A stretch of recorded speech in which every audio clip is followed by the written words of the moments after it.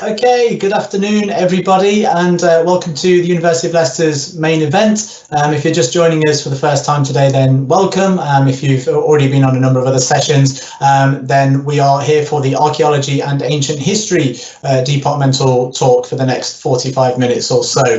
So just to really quickly introduce myself, my name's Nick Cave. I work in the Future Students Office here at the university, and my role for this session is just to quickly say hello at the start, and then after we've heard from Dr. Rachel Krellin and hopefully from one of our current Archaeology and Ancient History postgraduate students who also did their undergrad with us here as well. They'll hopefully be joining us soon. I'll then be back on at the end to put all of your questions to Dr. Krellin and to our student Joan. So just on that point, any questions that you do think of as the session is going on, there's a Q&A chat box which should be either at the top or the bottom of your screen depending on which device you're using.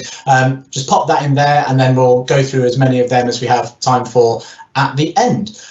So that's everything from me. I will at this point hand straight over to Dr. Rachel Krellin, who will take you through the session. So Rachel, over to you.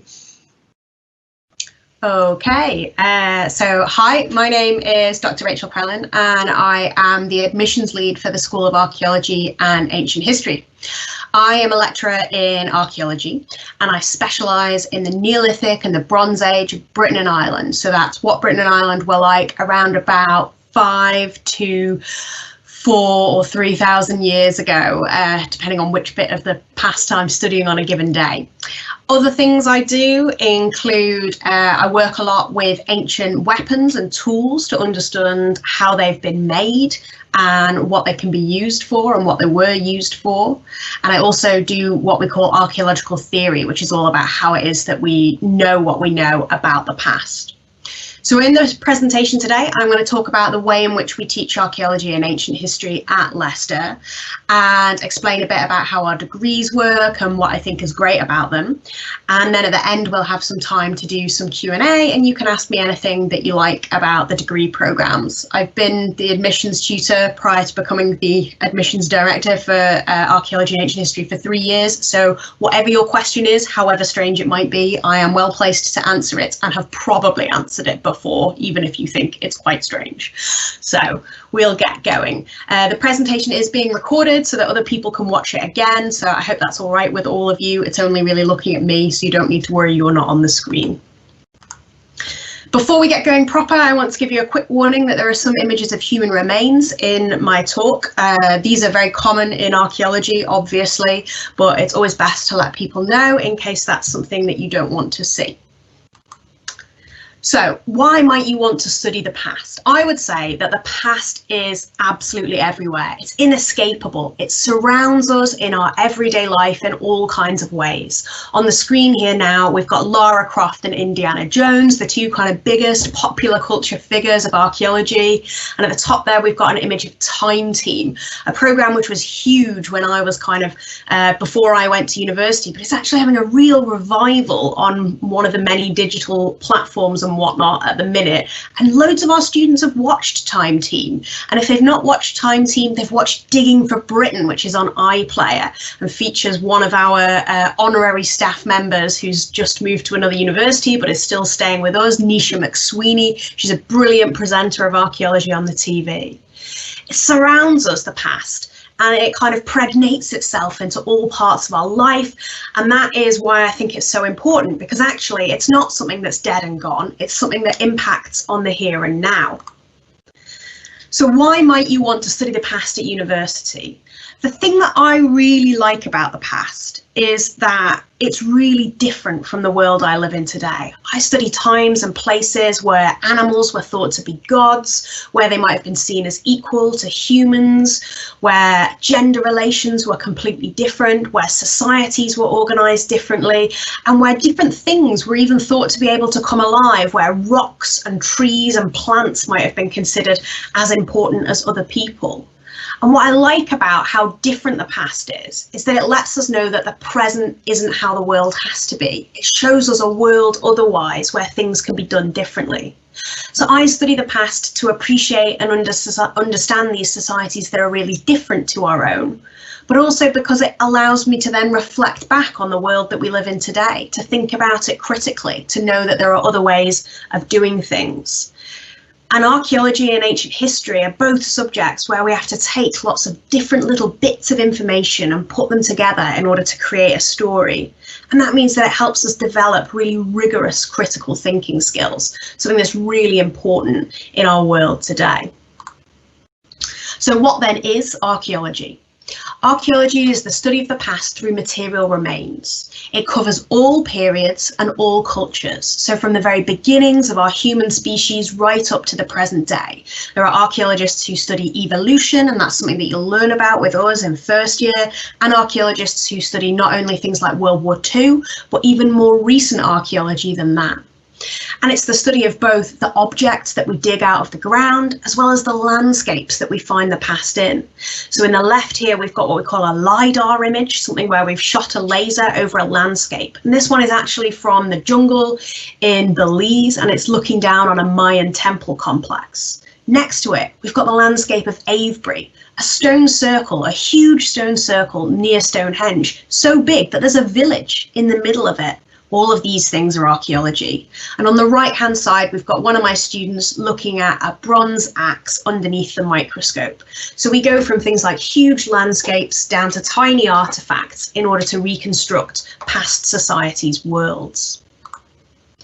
Ancient history, by contrast, is the study of ancient Greece, Rome, and the cultures of the Mediterranean. It has a strong focus on ancient sources, written texts, inscriptions, and material cultures. So here on the screen on the top left, you can see an image of the Trojan War on the side of a pot, and underneath it, a piece of papyri, and then to the right, an image from Trajan's column in Rome. So not only do ancient historians look at the texts themselves written about the past, they look at the objects from the past too, to understand and piece together our ancient past. So the School of Archaeology and Ancient History is a relatively small school. We have about 30 full-time members of staff, but we're a school where we do really cutting-edge research and teaching. 74% of our research is classed as world-leading or internationally excellent. But the thing that you probably know us for is that we were the team that found King Richard III under a car park in Leicester a couple of years ago. And we did that in collaboration with the University of Leicester Archaeological Services. That's a commercial archaeology company that's based inside our school and department, with whom we work on lots of things. Many of our staff are archaeologists and many of our staff are ancient historians, but actually the bigger proportion of them do both of those things together. They kind of blur the boundaries between the two subjects. So when they're doing ancient history, they're drawing on archaeological evidence, and when they're doing archaeology, they're drawing on ancient history texts. I'm a little bit unusual in that I work on much earlier stuff than that, where there isn't any ancient history text to draw on.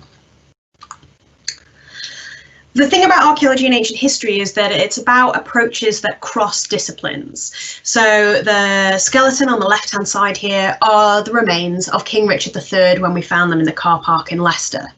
In order to work out that this skeleton was not just any skeleton, but was in fact the skeleton of Richard III, we worked with our colleagues in different departments across the university. We worked with biologists and people in medicine. We collaborated with anthropologists and forensic scientists. We worked with geneticists, engineers, historians, chemists, and geologists. To give you a bit more detail, we worked with engineers to look at the injuries that Richard III had in order to work out how he might have died. We worked with the geneticists in order to confirm that he was a relative of one of his descendants. And we worked with people in medicine to look at the scoliosis in his spine. So archaeology and ancient history take from all these other disciplines and draw them together in order to write their stories about the past. And that means that when you come and study with us, we don't ask that you come with any specific subject already that you've studied at A-level or IB, or if you're doing a BTEC, because we know that whatever it is you've studied before, at some point during your degree, you'll think, oh, this is why geology or philosophy or medicine or whatever it is that you've done previously is interesting or was helpful for us, because it's a subject. As subjects, archaeology and anthropology magpie and steal from other bits of the world. We all research different things in the School of Archaeology and Ancient History, but there are a number of themes that kind of transcend historical periods that we research here. And I think the biggest one, the question that many of us work on in different formats, is what does it mean to be human?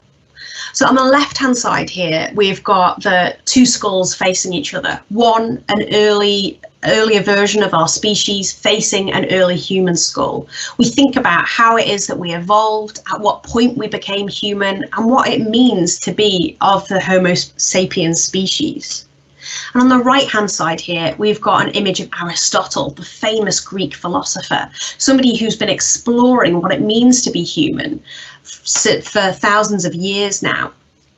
So Aristotle's kind of philosophy can be sat alongside the work that we do thinking about Neanderthals and early humans, and we can bring it all together to try and answer that question, what does it mean to be human? Another big theme in lots of the work that goes on at Leicester is thinking about the rise of elites and the development of inequality.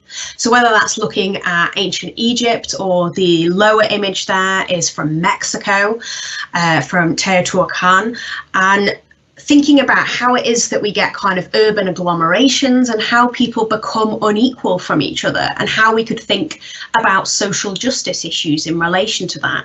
The guy pointing on the right hand side is Augustus, the Roman emperor. We can think about how he created states, and we can think about what it means to be a member of that state and to have different kinds of privileges and abilities as a result of that. And this is a theme that lots of our researchers are interested in, inequality.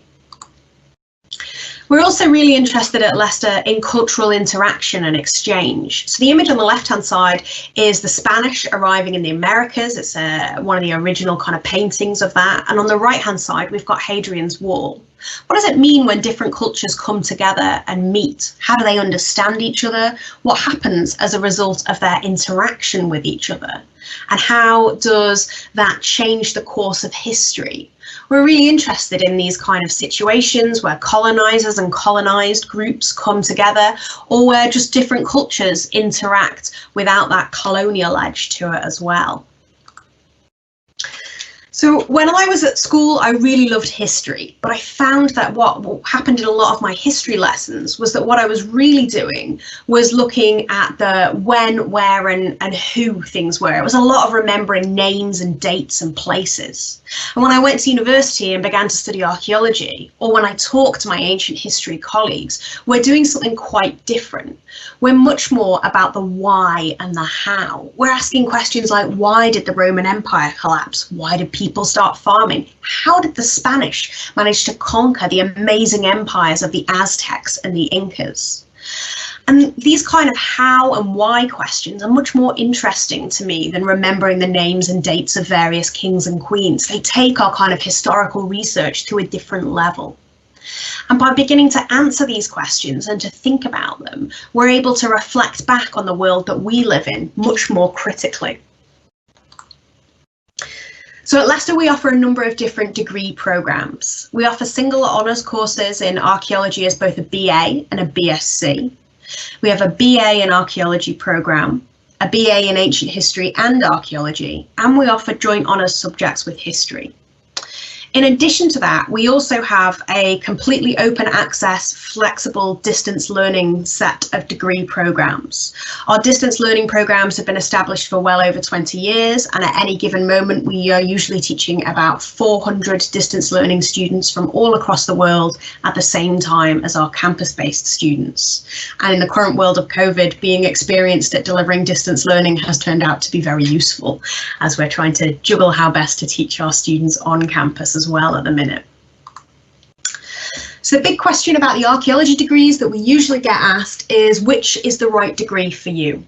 And the first thing to say is that you don't actually need to know the answer to this question when you apply to study with us. Students from both the BA and the BSc archaeology programs take the same first year. And that's because you've probably never studied archaeology before. And you might think that some particular bit of the past is the thing that you're really interested in. But I'd say that actually in that first year of learning, you'll probably find some part of our program that you've never thought about completely fascinates you. So we ask you to decide between the BA and the BSc at the end of your first year as you go into second year. Our BA archaeology course has more of an emphasis on heritage. It's ideal for you if you have an interest in working in the museums, education or heritage sector. Our BSc, by contrast, has more of an emphasis on professional archaeological practice. If you want to work in commercial archaeology, you want to be the person in the middle of the town with the hard hat on and the high-vis vest digging up the past, the BSc might be the better course for you. It also has more lab-based stuff in it, so if you're interested in becoming a material specialist, perhaps an osteologist, the person who studies human remains, or an archaeozoologist, the person who studies animal bones, then the BSc might be for you. But as I said, at the point of application, you don't need to know. Our students move between the BA and the BSc at the end of their first year seamlessly. Our BA in Ancient History is all about studying ancient Greece and Rome. But what makes the Leicester programme different is that we emphasise and consider the way in which Greece and Rome affect the surrounding cultures of the Mediterranean. So it's not just about learning Greek and Roman history, it's about how the ancient Greeks and Romans affected North Africa. What did they do in North Africa and how did that change the history of the area? It's also about thinking about the Near East and all the way up into Britain. What's the influence of the Romans on Britain? And we place a really strong emphasis in our ancient history programme on the study of material remains from the ancient world. So not just the ancient sources that you'd expect, but also looking at graffiti or tombstones or pottery to help us understand more about ancient history.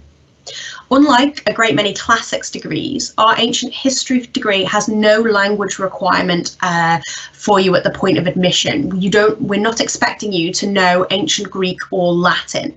If we did, it would hugely limit the kinds of students that we could appeal to, because not everybody's lucky enough to have access to those subjects as a student. If you want to learn ancient languages while you're with us, you can do that alongside your degree through the Languages at Leicester programme, where there are courses in Latin and Greek available. Our BA in Ancient History and Archaeology combines the best of both those subjects. You'll get the lab work and the field work that comes from archaeology and the analysis of ancient textual sources that comes from ancient history. You'll get to study all the great and famous people of ancient Rome and Greece, from Alexander through to the Trojan War and everything else besides, as well as learning about the practical techniques and skills that you get from archaeology. The majority of our teaching happens in small groups, so yes, you will be in lectures, and the biggest lectures might be up to around about 50 students, but they'll mostly be in first year, and as you move into the later courses, your group sizes will shrink down. You'll be in seminars, practical classes and laboratory classes, as well as doing field work and having lots of hands-on activities. And this kind of small group teaching is about how we like to teach in the school. We like to hand you ancient objects and let you get involved with them, and we like to be able to talk to you and get to know you. Our school has a really friendly feel, and part of that is because we teach you in small groups where we get to know you really well, and we're able to help you learn better because of that. The degree course begins with a really broad introductory subject. So whether you're on the Ancient History programme, the Archaeology programme, or one of our joint honours programmes, your first year, everybody takes the same modules. And that's about taking you from kind of knowing nothing about ancient history and archaeology, because we don't have prerequisites in terms of subjects we expect you to have studied before you come to us, to giving everybody that broad basic introduction. In second year, there's some core modules that you have to take, but you'll begin to get a lot of choice where you can choose what you want to do and what interests you. And in your final year, you'll be working on a dissertation, a piece of research you do supervised by a member of our staff. And you'll probably pick specialist modules around this that are taught by our staff and reflect the research that they do and what they're working on right now. So to give you a bit of an overview, here's the structure of our archaeology degree course. In year 1, you take 8 core modules, and in there you'll take Introduction to World Archaeology BC and AD. These 2 courses fit together to give you the overall sweep of human history. Then you'll take modules that are all about how it is that we do archaeology, stuff like Archaeology, the Essentials, and Practical Aims and Methods, and Using Archaeological Evidence. Those are about giving you the grounding in archaeology as a technique. And then you'll take modules that are designed to make you think more critically and to push you, things like thinking through things, critical thinking in archaeology, and debates. In year 2, you'll do a core module in archaeological theory, probably with me. You'll take a fieldwork module, and if you're on the BA programme, you'll do a module in heritage skills. But if you're on the BSc, you'll do a module in professional practice. Those 2 modules are designed to give you the skills that you need for work when you graduate. And on top of that, you can pick 5 other option modules from those that are available. You could take an optional year abroad in 3rd year. These are still quite difficult to talk about following Brexit, but at the minute we've got a choice of at least 9 universities, and I imagine that that list will grow in the coming years as the Brexit situation crystallises. In your final year, you may have 1 or 2 compulsory modules, but the rest of your teaching will be optional modules you've picked and a dissertation. By contrast, our ancient history course involves quite different modules, but a relatively similar structure. So you'll take modules that are all about learning the basics about Greece and Rome in 1st year. So you'll take Approaching Ancient Evidence Roman and Approaching Ancient Evidence Greek, and you'll take a Roman history module and a Greek history module. In addition to that, you'll take 2 modules that you share with archaeology students, that Introduction to World Archaeology BC and AD, that are about giving you a much broader understanding of human history. On top of that, you'll look at how the worlds of ancient history and classical culture impact on the current day in our Intro to Classical Culture module, and you'll look at the way the ancient world affected beyond Greece and Rome in the ancient world beyond the Mediterranean module. As you move into 2nd year, you'll do a sources project where you're looking at one source in a lot of detail. And you'll take a module called Sources, Methods and Theory for Ancient Historians. The rest of your modules you'll get to choose from things that interest you. Again, you could then take an optional year abroad if you wanted to. In final year, for our ancient history students, there are no compulsory modules. It's all choice. Pick a dissertation that's a subject you're passionate about and the modules that appeal most to you. Our Archaeology and Ancient History combined course mixes together these 2 programmes that you've seen on the screen over the last few minutes. And if you want the absolute detail of how that works, I'd encourage you to drop me an email and I can send you that through. In terms of option modules, the option modules that we have reflect the specialisms of our staff. So the 2nd year modules like environmental archaeology, where you're looking down a microscope and learning about plants and pollen and snails. There's also modules like the ancient Near East, where you think about the Near East and the way that it's impacted by what goes on in Greek and Roman political history. There are modules like the medieval Mediterranean world, where you're exploring the Mediterranean from a kind of a later period rather than thinking about ancient Greece and Rome. There's lots of choice in there. There's both things that work on specific skills as well as modules that work on specific periods. Our final year option modules are the ones that really reflect the research expertise of our staff. They're about the research we're doing right now. So I teach a module on there called Power and Difference in the Past, and that's because I'm currently writing a book called Power and Difference in the Past. And that's all about things like feminism and gender equality and how we can think about those things in the ancient world. There are other modules in there like households and domesticity in the Roman world, taught by one of the world's leading experts on Pompeii, Pim Allison. We've got other things in there like North Africa in late antiquity, looking at the barbarians that lived in the north of Africa following the collapse of Greece and Rome. To give you a bit more detail of the kind of things you get in those 3rd year modules, I've picked out 2 to tell you a little bit more about. One is human skeletal analysis, a really popular module with our students where you're based in our lab that we used for the work on Richard III. We have our own collection of human remains from a cemetery in Coventry, and through that course you'll learn how to deal with human remains and identify them, and you'll be given your own skeleton to work on as a project over a number of weeks. We also offer a really unique module called Archaeology and Ancient History in Education. In this one, you'll go on a placement every week where you'll be learning practical and transferable skills about how to share your passion for the past with other people. So that might be working in a school, or it could be working in a heritage organisation. And students that take this module gain the practical skills that they need to get a job on graduation. A number of students have used it as a springboard into teaching in primary and secondary schools, and other students have used it to go and do things working with heritage bodies like English Heritage or the National Trust. Our degrees are all about developing your love of the subject. All of our staff are pretty much archaeology and ancient history nerds who love what they do, and they want you to graduate loving the subject too.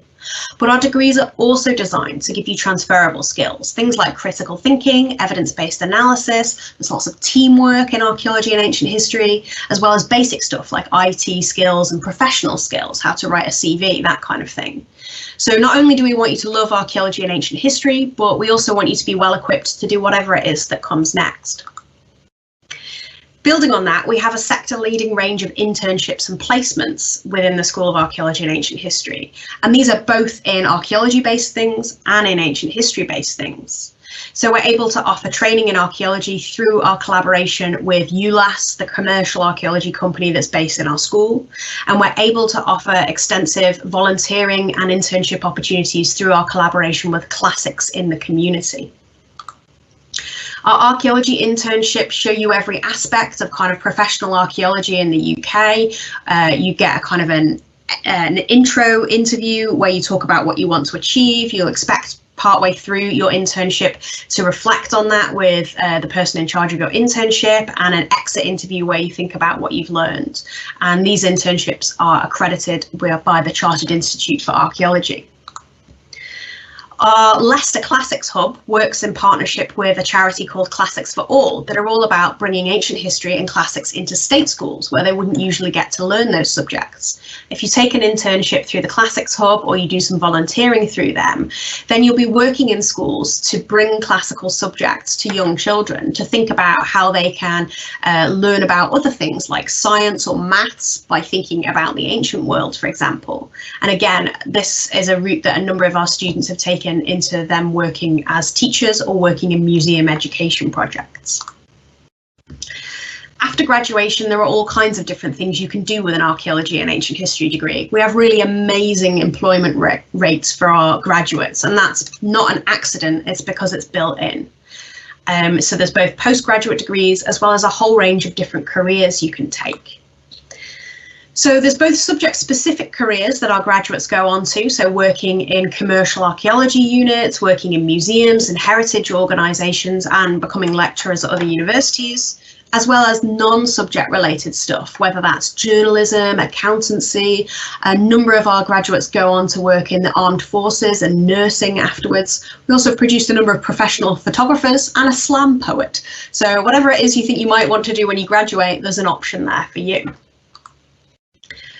The staff at the University of Leicester are world-leading researchers. The government assesses the research produced by universities every around about 5 to 10 years. And in the last assessment of our research, we were ranked the 5th best archaeology department in the UK. We punch well above our weight in research. And the bit that we're most proud of is that the highest score achieved in the whole of the UK for the impact of research came from us. And when we talk about the impact of our research, we mean what it does beyond our school, what it does in communities across the UK, and the way that we've been able to educate people about the past. But our staff are also humans too. So we're great at offering personal and pastoral support. You'll be given a personal tutor in first year who hopefully will stay with you unless they go on research leave for the whole of your journey. They'll be there to help you when you're struggling a bit with your studies, or if you need a bit of extra support, they can signpost you to things like mental health services and careers advice that are all available through the university. At this point, I'm going to hand over for a little bit to Joan, and I'm going to ask Joan to answer a couple of questions for you. Joan did a BSc in archaeology and graduated this summer. He's one of our many COVID graduates, so he's not had the big graduation ceremony yet, but he does have the degree. And he's now back with us, studying via distance learning a master's in archaeology and heritage. Joan, can you explain a little bit about why it was you decided to come to Leicester originally? So if you were in the Uni Buddy chat, you might have seen I answered this question. But so I have a weird thing of how I went about it, because I applied to Edinburgh initially, and then Leicester as my insurance. And the decider was the second open day. And I went to Edinburgh, which was my first open day at Edinburgh. They were very, very wishy-washy, very a bit more, not to slam Edinburgh or anything like that, but they were a bit more showy-offy. Like, this is our department, this is like what our department looks like. These are all the cool stuff we have. Whereas when I went to the Leicester one, it was more based around like you and how the department are very interested in you. They want to meet you. We did loads of different activities. One, I remember dressing someone up in a Greek chiton, I think, or a Roman toga, which is very interesting experience. But yeah, it was very fun. I think that was with Mary Harlow, I think, as well. So she's one of our amazing ancient history lecturers. So hopefully you'll meet her. But yeah, so when I came back from that one, I remember thinking, well, actually, like, I do want to go somewhere where it's a good university, and I also want to go somewhere where the decider, which was the department, are really quite nice and friendly, and I want to feel a part of that department. And frankly, at this point in time, I've come back, which is probably testament to how amazing the department are. So, yeah, that was why I came. Well, that was one of the many reasons why I came, but probably the most poignant, I think. So, yeah. Brilliant. So Joan's going to be around in the chat and afterwards, so hopefully we can hear a bit more about Joan's experience at that point. And he's excellent at answering questions about what it's really like to study with us. He has a brilliant student's eye view on things. In terms of applications, what are we looking for? So we ask for an ABB for any of our courses that involve ancient history, or a BBB if you're applying for archaeology by itself. We'll also take UCAS points equivalent, and we accept the UCAS points that you might get from an EPQ. Once we've made you an offer, we'll invite you to an offer holder day. We're not quite sure what format those will be in given the current situation at the minute, but if they're not in person and they're online, you'll still get an invite. And at that point, we will offer you a one-to-one interview with one of our members of staff. It's a very relaxed interview. People often feel a little bit nervous going in, but they come out saying, oh my God, I just got to nerd out with somebody who really listened to me for 15 minutes. And it's that chance to talk about your passion for the past. We've kind of found over the past several years now that A-level grades aren't the best predictor of who will succeed with us at Leicester. We're a pretty good predictor of who can succeed with us at Leicester, though. So in the interview, if we're impressed by your passion and your kind of enthusiasm for studying archaeology and ancient history, we'll often use that to lower your offer. So whatever we've already offered, we'll take it down a grade or two. We'll never ever take an offer away as a result of an interview, but if we think you're really for us, we use it as a way to make it a little bit easier for you on results day. And if you're currently taking A-levels right now, I imagine you're feeling pretty nervous about how things are going to go, given everything that's happened over the last 12 months. When Joan says that we're a kind of a caring, friendly school, he really means that. We went through all of our applicants individually in the summer and accepted people who we believed were right for us, and we're pretty good at judging who that is. The university as a whole is looking for students who will become what it calls citizens of change. And that's because the university has a mission surrounding things like social justice and improving the world that we live in. So we're looking for students who have empathy and the ability to care, people who treat each other with respect, people who can deal with responsibility and leadership, who can manage uncertainty and have resilience. And this kind of mission towards becoming citizens of change is reflected in our new scholarship offer.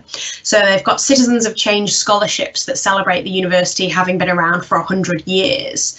And in them, you could receive up to £7,500 off the cost of your degree. And to apply for that, all we want you to do is to send us a 60-second video in response to the question, what do you want to change? which I think is a fascinating kind of a question about the world. I've just published a book called Change in Archaeology, so this is literally something I think about quite a lot. And I think people who are interested in the past might have some really interesting answers to that question. And you can get loads more details about those scholarships online if you want to look up more stuff. So why should you come to Leicester?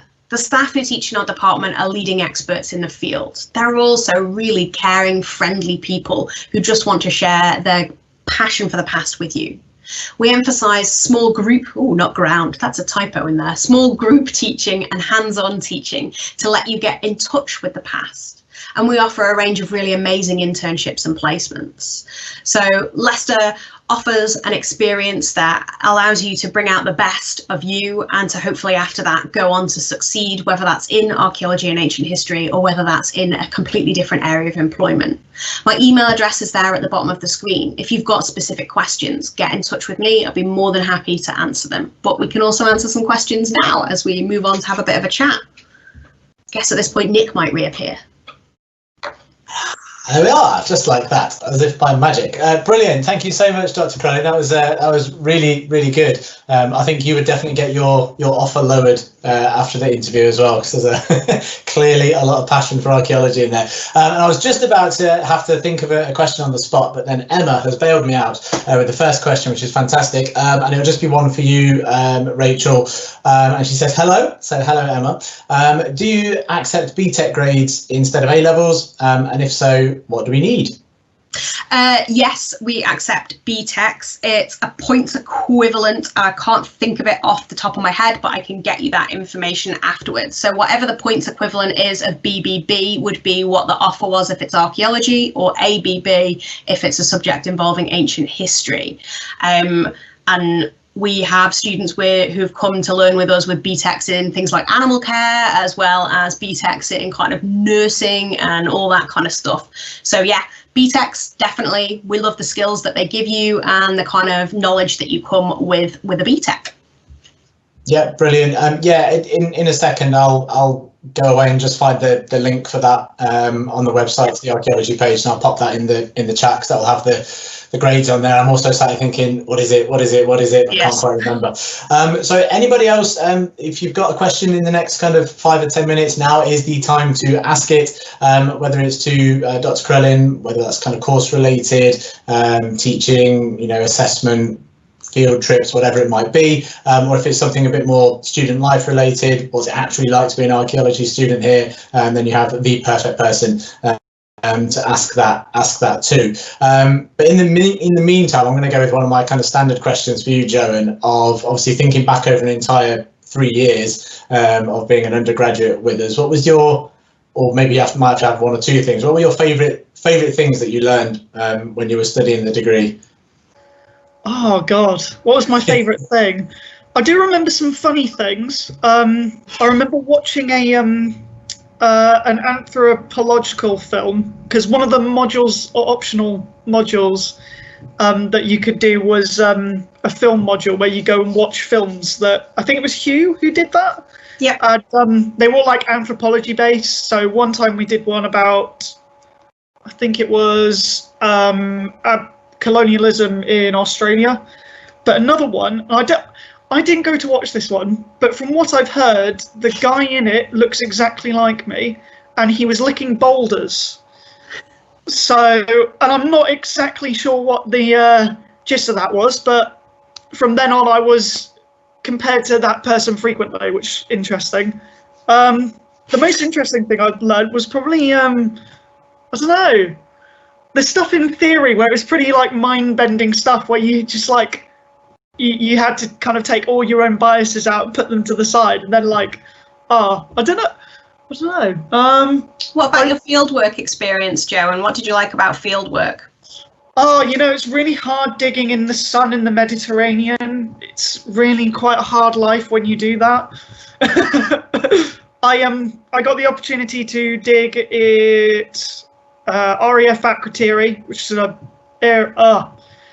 Royal Air Force base in Cyprus, digging up a Romano-Byzantine site, which is on top of a hill. That experience was really, really fun. particularly because of the nice weather that we got, which is a far cry from England. However, I do have to say, if you ever get the chance to go, make sure you really bring a whole damn load of mosquito spray. We had big trucks that would come on before we got there, and they would spray these like big fumes all over the site to kill off all the mosquitoes. So it left a really lovely smell. But yeah, really, really fun. Fieldwork is full of exciting adventures involving mosquitoes and weather, usually. My fieldwork project's on the Isle of Man. No mosquitoes there, although sometimes a few midges. But all good fun in the sun. We camp next to a beach, so it's really nice. We've got more questions, Nick? Or... Yes, Emma has come back just with a kind of subject-specific question about the BTEC. So saying they're doing BTEC law and then BTEC double science and AS level psychology as well. So saying, would those subjects be all right to apply with? Absolutely, that looks like a great combination. I'm sure there's lots of useful things, particularly in that double science, that will turn out to be helpful for studying archaeology or ancient history. So no, that sounds great. I'd encourage you to apply, Emma. What subjects did you do for your A-levels, Joan? Because you did some quite unusual combinations of subjects, right? Actually, Emma, can I just really quickly steal the limelight just for a sec? Not like me at all, but just I've put the link to the webpage just into the Q&A. It takes you straight through to the BA archaeology page, so do obviously change it to the BSc if you're looking at a different one, but I think the entry requirements should be exactly the same. But from BTEC, it's 2 distinctions and a merit would be what we're looking for. But then obviously I think if it was getting into admissions territory here, so it could be a grey area, but if you're obviously doing the AS as well, that does carry UCAS points, so that might have a slight bearing. But if it's just looking at the BTEC, it'd be DDM. Told you we'd get there. Right, sorry, Joan, back over to you. Hang on, what was it? What was the question? What subjects did you do What subjects did you do at A-level? Yeah, I did quite the plethora. So my first year of A-levels, I did physics, history, classics, AS music, and a Cambridge pre-U in Spanish. So I didn't do great at physics at AS. I didn't do great at music either. So those were both dropped at the end of the year. I didn't do the history was one of those, I think it was like the old 2-year one, or it was the new 2-year one. I can't remember which is the new thing that they do now, where you do the exams at the end of the 2 years. So I didn't do the exam in the first year, but I did in the second year. But my and then the Spanish was a 1-year short course thing. So I came out of that having done 2 classics exams, which was not the greatest. I got a B in one and an E in the other, so it averaged out to a C.